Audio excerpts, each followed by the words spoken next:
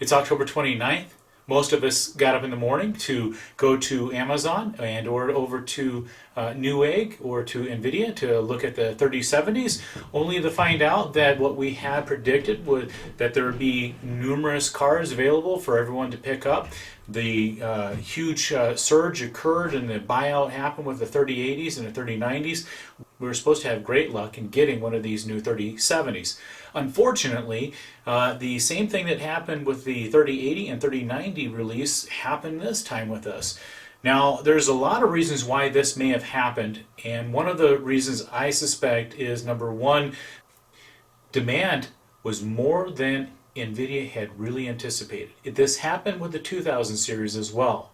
So many of our viewers, you still have one of these around, and these are a great card.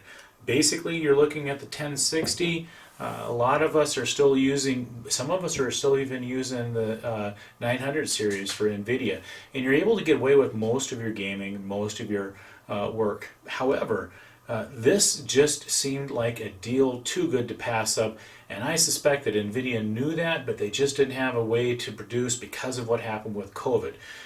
There's two major colliding factors that have created a situation where we can't get the 3070s. We'll likely have the exact same thing happen with the AMD Radeon 6000 series, and here's what it is.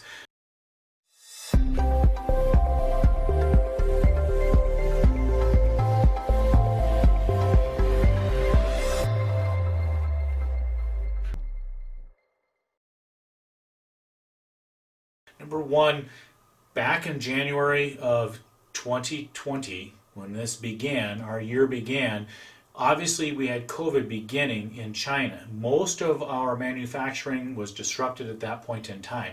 Now that had created a little bit of a gap, and for the most part that gap has been caught up with. That's not what really created the situation.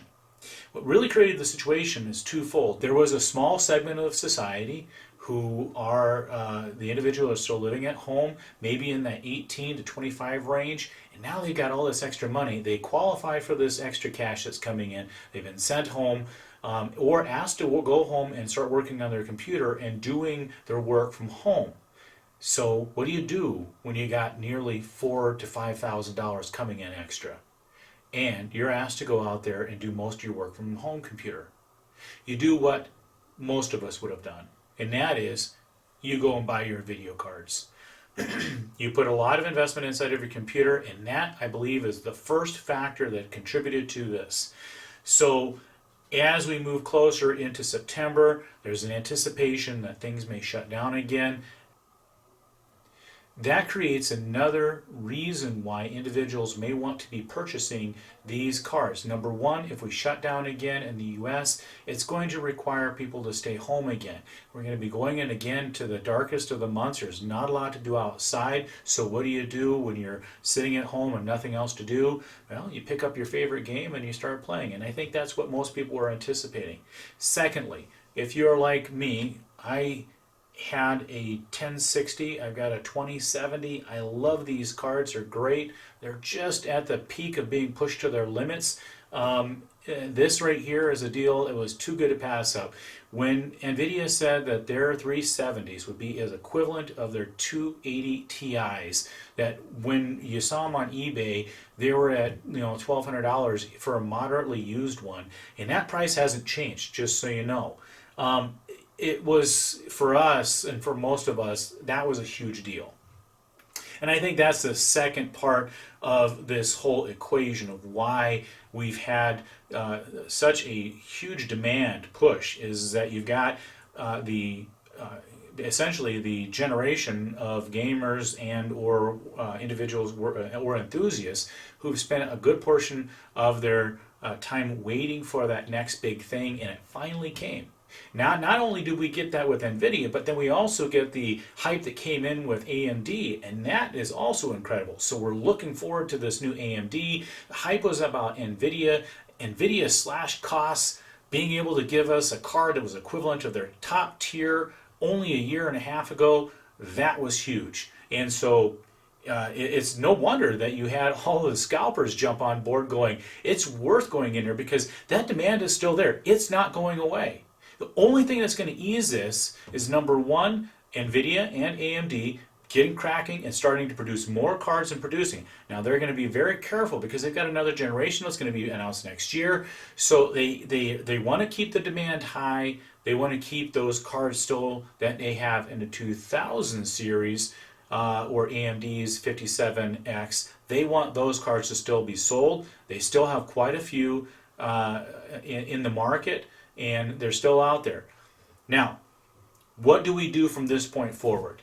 Number one, still use your cards. Look, if you've been gaming on your cards since the beginning of the year and you've been able to get through it and you've been waiting for the 3070, it isn't going to change. I will tell you that Modern Warfare isn't going to change. There's a few new games that are going to come out, but for the most part, the games that you've been traditionally using and been getting away with using it, you're becoming more efficient in your gaming. If you use it for workloads like I do for video editing, not much is going to change on the work front. If whether or not you're using PowerDirector or any of the other ones, there's not much that's going to change. There is a change that will happen here very soon, and that's with the AMD 5000 Ryzen series. That will have a substantial change, not only with regard to competing power output for gaming, but specifically for those like myself who are video oriented. We need to get, we're producing a lot of work, and these new chips are going to assist. Now there may be an advantage. We still have yet to see. We'll wait for Linus Tech or Steve over at Gamers Nexus to look at the possibility that this new thread that they're talking about, if you've got a Ryzen 5000 series chip and then you pair that with a Radeon AMD 6000 series GPU, that this new thread work is going to enhance it by 2%. I don't know. It seems kind of far-fetched that they would do it. It sounds more like a gimmick. I'm hopeful that maybe there is something to this, and it would make sense. If you want the platform to run perfectly, you try controlling the platform itself. You would think that if that's the direction, AMD at some point is going to be announcing their own motherboard, because that's where really the power and efficiency comes in, being able to make the connectivity between your CPU connected to the PCI Express 4 lanes. That's going to enhance quite a bit. If AMD can get control of that and maybe produce their own motherboard here in the very near future, they could be doing what essentially Apple's been doing for the last 20 years. You just grab a hold of the market and you begin doing it. Apple, quite frankly, is doing it right now, and we saw it back in the days when they were using the Motorola CPUs. They wanted to get away from that. They wanted to get away from the Power PC. Finally, Intel dropped in. They were able to get interest inside of the Mac infrastructure and the Mac environment. Now every one of us is walking around with an iPhone equivalent, and because we're walking around with this, we basically opted into Mac. Now if you own a Mac and you're using iTunes, this new adventure that Apple is going on with building its own CPUs using the ARM architecture is a huge deal.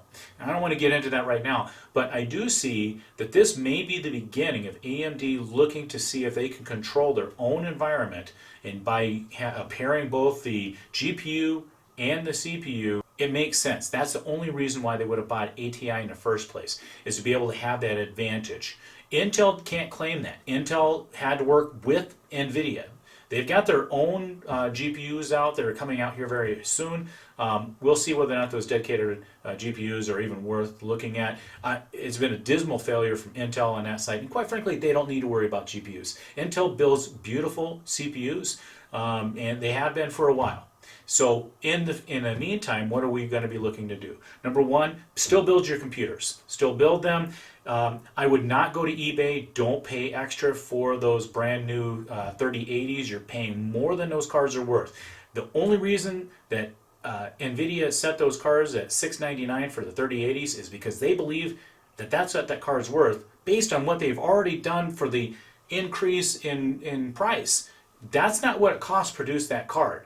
That means that they've been able to become more efficient inside of how they produce those cards. If you're looking for the 3070, again, don't pay $1,000 for a $500 card. Quite frankly, that card probably cost NVIDIA somewhere in that 375 to 425 range. They're making about $75, maybe a little bit more on the back end of this. And so the reality is, and again, I don't know how much they're making. I know that if you are a business person, you are not going to sell a card at cost.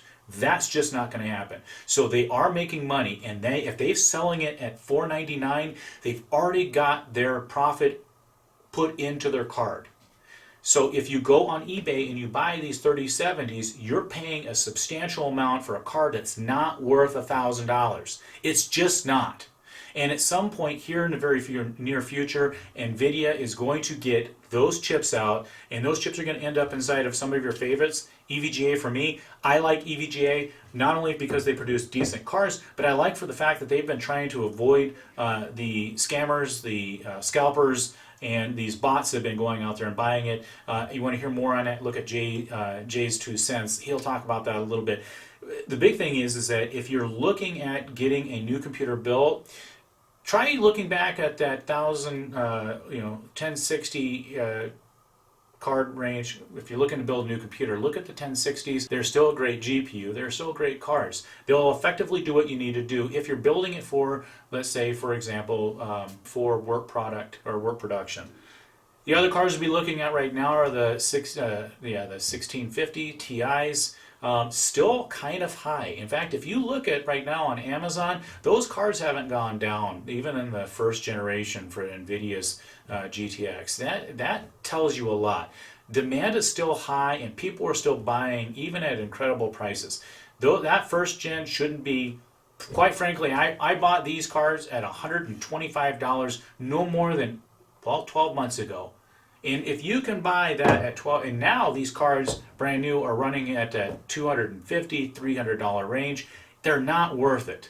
But if you need to get one out and produce one, then and you need to make a computer, certainly get your equipment and put it together. I'm going to cut this short. I have worked a little bit on my lighting. I've worked a little bit on my mic, and I hope that I can produce a better quality video as I go along. This is a work in progress. I don't do this full time.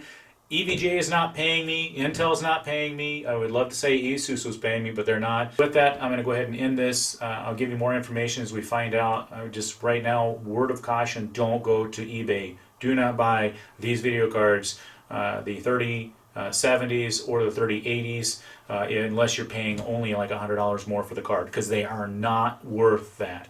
I promise you, if you're paying for that right now, you probably have an equivalent card. And if you're one of those guys that thought you're going to make a quick buck by selling your 2080 Ti on eBay early, and then you're like, shoot, I can't even get this one, without one, you might have to foot out some extra cash. Or how about you go back and look at the 2070s, 2060s, drop one of those in, wait until the prices kind of finally come down, and they should be out available. So anyways, see you guys in